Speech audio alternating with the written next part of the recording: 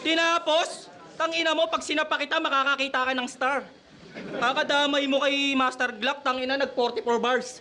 44 bars siya, no? Sa'yo nakap ko, panalo mo yan. Asim. Yo! Nung nagbalik ako sa battle, nasa flip-top na agad. Narito ako na dinilakad, di katulad mo, Brad. Nagtampisaw ako sa lalim at sarap ay nagbabad.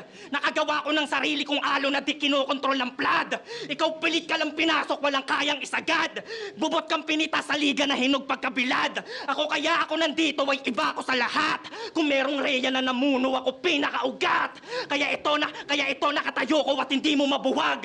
At dumating ka lang nung meron nang nakahain sa hapag. Sige, kain lang ng kain sa pinasukang palapag. Hanggang masikip na paghingaan, tanggapin mong maluwag. Kung suntukan ng mga perso ay handa ako mag-unat. Sa tapang ng mga daga ko sa dibdib, baka ikaw yung madawag. Pag pinakitang di na bago mga pakulo sa mag, hindi itlog kundi mukha mo, iiwan akong basag.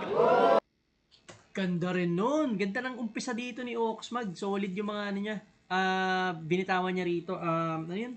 Mas yung matapang yung daga niya, baka siya yung maduwag. Kasi di ba usually pag sinasabi mo duwag, yung may daga ka sa dibdib. Tapos ito si Oxmag, ginawa niyang weapon yun, yung daga niya. Ganun kalakas yung ano, ganun katapang yung ano niya. Tapos ano pa ba? Ano pa ba yung mga finlex niya rito? Hanggang masikip na paghingaan, tanggapin mong maluwag. Yun, yung magkaibang meaning na yun. Yung masikip na paghinga. Ano yun?